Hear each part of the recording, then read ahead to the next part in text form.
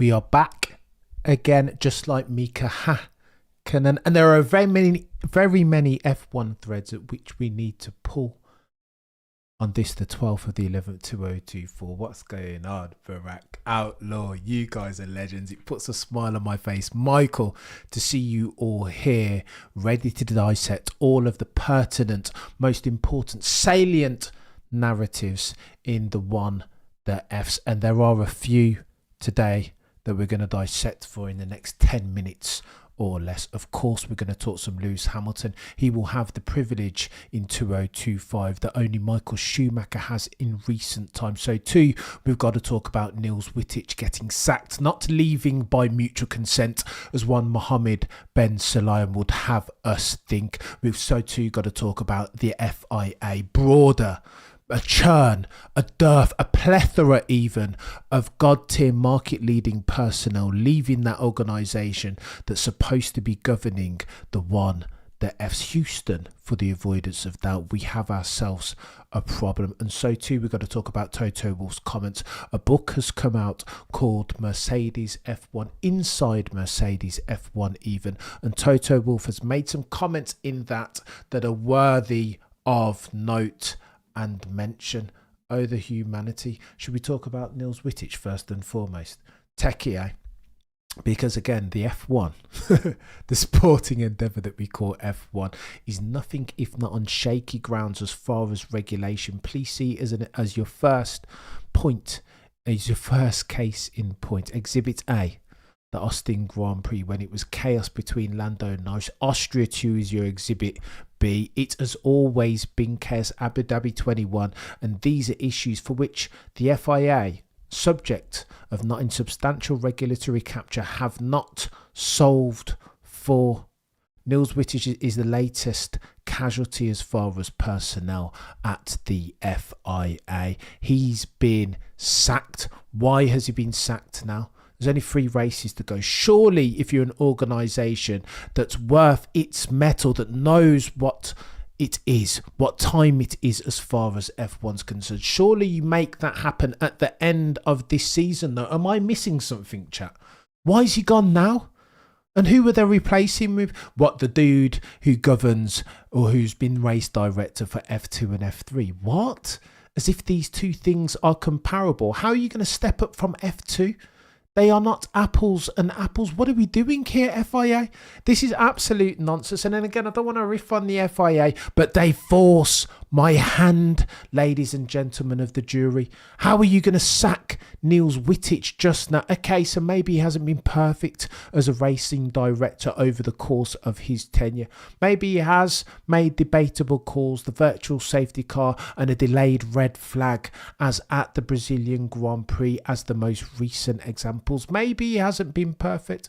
Oh, I'm not going to argue that he's another Michael Massey, but maybe he's not.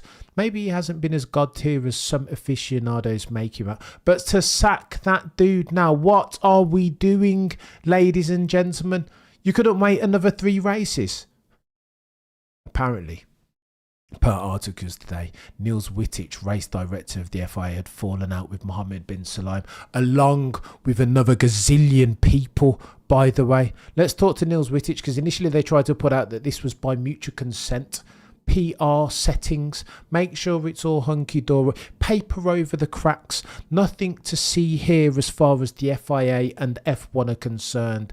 All is right on the good ship Formula 1. Well, all is not right, because Niels Wittich came out and told us so. He said to Motorsport magazine that he did not resign. He had been dismissed just before public confirmation in Geneva. He will be replaced in Las Vegas next week by Rui Marquez, most recently race director for Formula 2 and Formula 3. For the avoidance of doubt, then, ladies and gentlemen of the F1 jury, Rui Marquez is stepping up from F2 and F3 to litigate, to regulate for the sporting endeavour that is F1, as if indeed this is apples and apples, when it is nothing of the sort, ladies and gentlemen. Oh, and by the way, Don't believe Mohammed Ben Sulayem and all that he's saying. He's putting forth all this nonsense again on the Box podcast, saying that he's proud of the FIA's achievements, outlining fairness, that the FIA are back, that he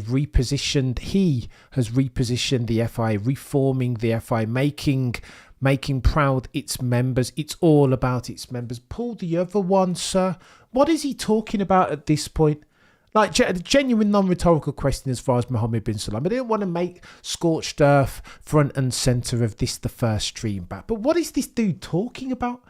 I just can't even take him at his word. It's nonsense. He's nothing if not an unreliable narrator. Fairness, MBS. You just finished jumping off your private jet, chap, and trying to expense that to the FIA. What are you talking about, fairness? Susie Wolff, investigating her for conflicts of interest. What are we doing here, MBS? Every word at this point, as near as makes no difference, that comes out of this chap's mouth is evidently incorrect. What is he on about? Fairness, transparency. What happened to the investigation on this dude's tyranny? Where were the results? What were the findings? We don't know, because there was no transparency insight. You didn't publish them, did you, FIA? And then you want to come out and talk about transparency in your latest bloody annual statement. What are they doing? Investing in youth and ground roots. Bloody, honestly, beggars Billy are absolutely ridiculous. And again, the timing was odd, Johan. It's nonsense, and Nils Vitic isn't pulling any punches, and I am glad. And you know what? If you want to talk about the FIA and their nonsense, the loads of people who have left, let's go through it. If you don't believe me, if you want to fact check me, he's talking about all these things that he's done. Let me tell you what Mohammed Ben Sulayem's done. Shayla Ann Rao, FIA former interim secretary general for motorsport, she left alleging numerous instances of unacceptable behaviour on the part of Mohammed Ben Sulayem prior to believing. That's what he's done. Mohammed Ben Sulayem, head of the FIA, subject to a cheeky bit of regulatory capture. Let me tell you what else he's done. Steve Nielsen, sporting director. He's left too.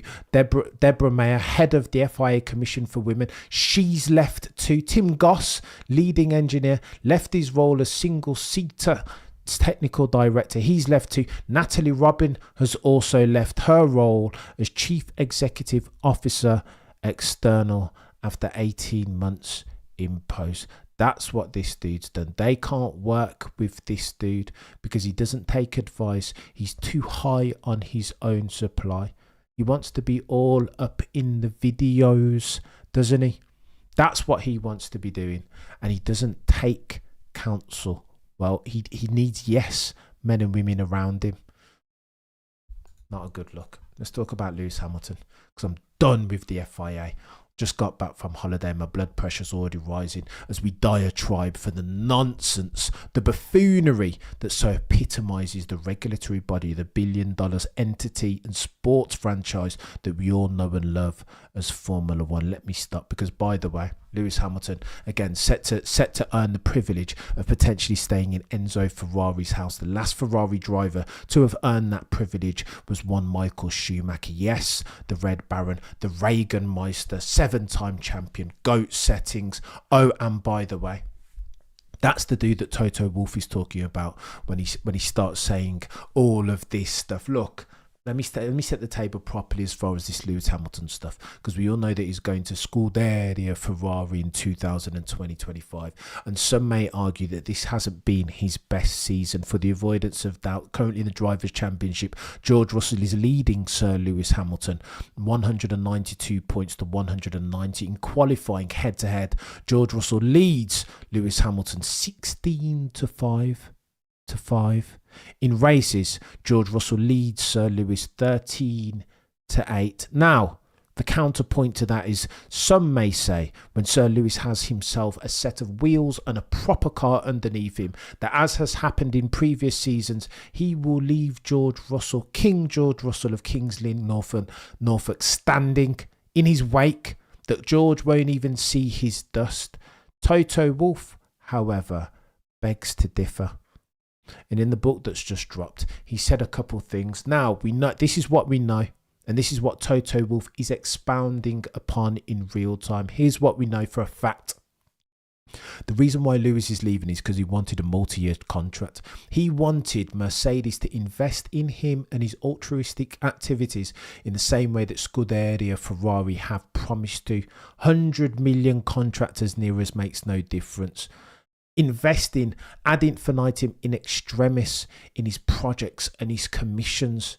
That's tick. So too, he wanted a multi-year contract, but we know that Lewis is 39, soon to be 40 years old. The argument, therefore, from Toto Wolff's perspective is, do you give 40-year-olds, 7-time champions, 2-year contracts? Non-rhetorical question, chap. Is that something that you do? Is that something that's to be done?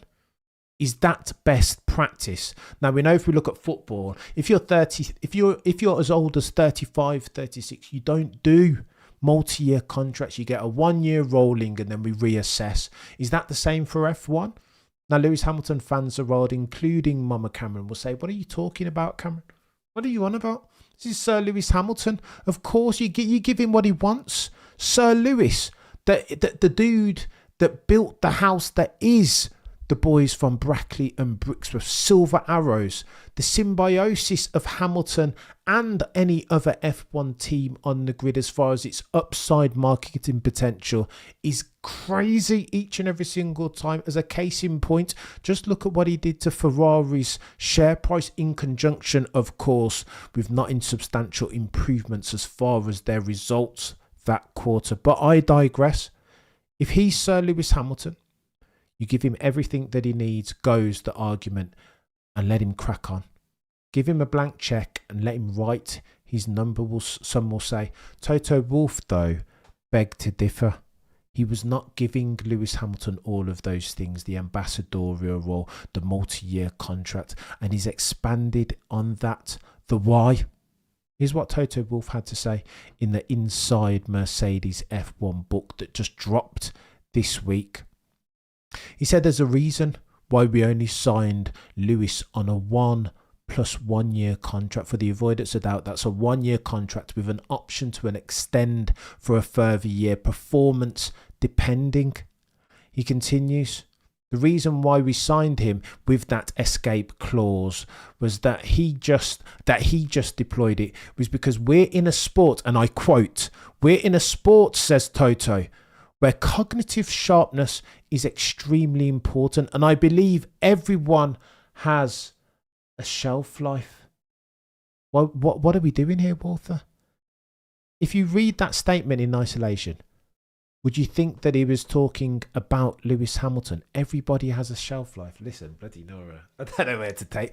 I don't know what to make of that. Listen, if I put my objective cap for a second and tie this into the numbers that we just talked about, plus if you normalise, of course, for George Russell's DNF or disqualification even being underweight at Spa-Francorchamps, then that difference in the driver's standing will be much more material than it is now.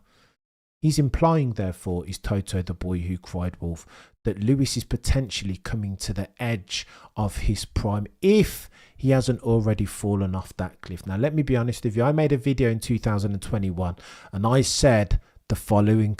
Something in me, my spidey senses, if I take a step back from the F1 wood to see the F1 trees, something was telling me that I think Lewis Hamilton had already won his final championship. To which die-hard Lewis Hamilton fans all around the world said, how could you be so silly, Cameron? What are you talking about, chap? This is Lewis Hamilton, our hero, our king, our saviour, our Lord and Saviour. What are you on about, Cameron? But sometimes in F1, the window of opportunity does one of these and then one of these before you even notice. Of course, Lewis hasn't had a car between now and then. And for me not to breathe life to that element of the story would be me being disingenuous. But windows of opportunity yet and still open and close sometimes in the blink of an eyelid. Now, would I be surprised if Lewis Hamilton goes and wins in his first year at Scuderia Ferrari driving that red car? Absolutely not. Why? Because it's Lewis Hamilton. But by the same token, would I be surprised if Lewis sailed off into the sunset in a couple of years' time, not having won an 8th? As much as that would break my heart, absolutely flipping not. Lewis Hamilton is 39, soon to be 40 years old. What I will not, nor will not ever do on this channel is sacrifice objective truth value at the altar of partisanship or confirmation bias. I cannot do it, irrespective of how much I love Sir Lewis Hamilton. You know what? I tell you what, the Aesop's fable in this, the upshot, the takeaway, one thing that you can take away from Toto's comments here, he's right. Again, he's going to be vindicated, particularly if Andrea Kimi Antonelli ends up being who we think he can be. The opportunity cost of missing out on a brand new young driver, the next Max or the next Lewis, has never been higher. Just look at Franco Colapinto. And this, ladies and gentlemen of the F1 jury, is what Toto, the boy who cried wolf, is talking about. Shelf life, cognitive speed, and or slowness. Talks about having consulted Pep Guardiola and consulted so to Sir Alex Ferguson, and how they reinvented their teams with a view to build a next dynasty, with a view to carry the Silver Arrows, the boys and girls from Brackley and Brixworth, right back to the mountaintop. Do you do that with a 39, soon to be 40-year-old Sir Lewis Hamilton, or is that short-term thinking? Oh, and by the way, again, Toto Wolff says that this Lewis Hamilton going across the Scuderia doesn't hurt him necessarily, that he can't take these things personally, that it's nothing if not business between the pair, saying in this book that he and Lewis Hamilton, 7-time champion, GOAT settings, Mount Rushmore of Formula One, are still on very good terms, that they will always be friends, irrespective of what team Sir Lewis drives for. However, he then continues that what did hurt him, however, was the timing of the announcement that Lewis was going on to Ferrari, because again, in this business, time and place is all that matters sometimes. What happened, lest you forget, is that only weeks before Lewis Hamilton's announcement that he was going to go and drive for Frederick Vasseur's Scuderia Ferrari, following the footsteps of the 7-time GOAT Michael Schumacher, Reagan Meister, Red Baron settings, only weeks prior to that, one Charles Leclerc and one Lando Norris, they'd extended multi-year deals with Scuderia and McLaren respectively, and that will have burned Toto Wolff, irrespective of whatever PR slant he wants to put forth. Here's why. He's looking to build the next stage, isn't he? Medium to long-term thinking. Again, that's where they were at cross purposes between Lewis and Toto Wolff. One's looking to do this, continue to build. One's looking for his last heist in Sir Lewis Hamilton and the 8-time, the elusive 8-time world championship. You know what I mean? Do you understand what I'm talking about here? So in those terms, Toto Wolff would have been dying to sign himself the next one. And who better than that as far as Charles Leclerc and Lando Norris? Who better to sign if you're Toto Wolff? So it's not necessarily that Lewis left. I feel like Toto, the boy who cried wolf, planted himself something of a false flag.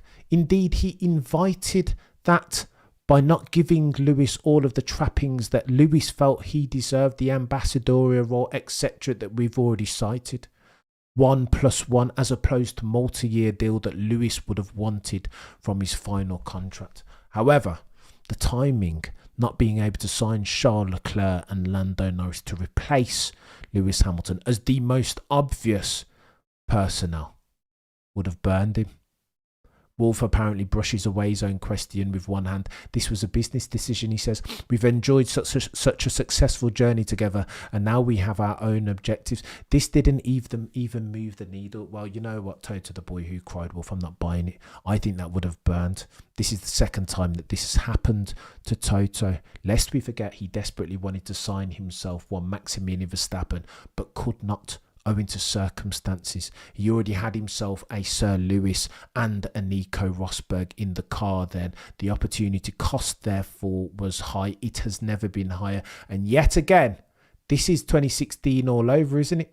He got burned then by Nico Rosberg, and he's been burned again by the timing of the announcement of Sir Lewis Hamilton leaving.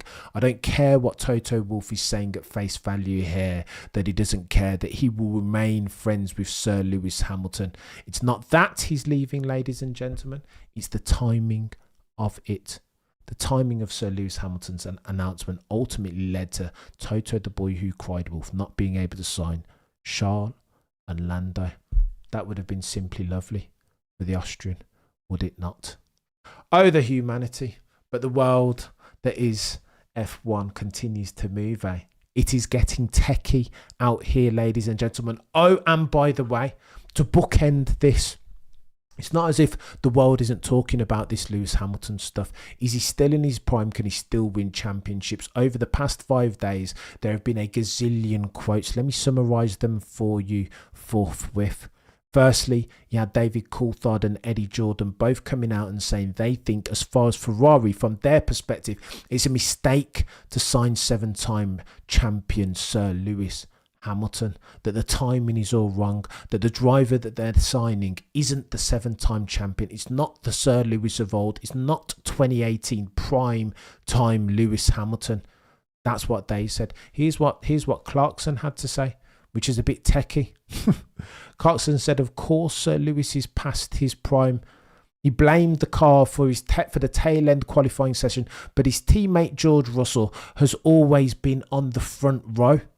Ergo, that's the antithesis. That's the proof positive that Sir Lewis is on the downslope, says Jeremy Clarkson of Top Gear Flame. He continues, of course, it's possible that because Lewis is moving to Ferrari next year, the team are filling his fuel tank with lemon barley water instead of petrol, alluding to Lewis's very multitudinous claims that he's been sabotaged by Mercedes tyre pressures et al. But that seems unlikely, continues Clarkson. It's far more probable that he's now just too old. Oh, the humanity, ladies and gents. Where are we going with this Lewis Hamilton? Let me say this finally. I love me some Lewis Hamilton. I'm desperate for him to win the 8th. But if we're, again, not sacrificing truth value and objectivity, if I'm a betting man to save a dying puppy, which way is my money going? That he goes to Ferrari and that he wins the 8th? That he subverts the most recent past being prologue? That only 3 champions have won a world championship at 40 years old or older, being Brabham, Farina and Juan Manuel Fangio. Ladies and gentlemen of the jury, I couldn't tell you the answer to that question. Oh, the humanity.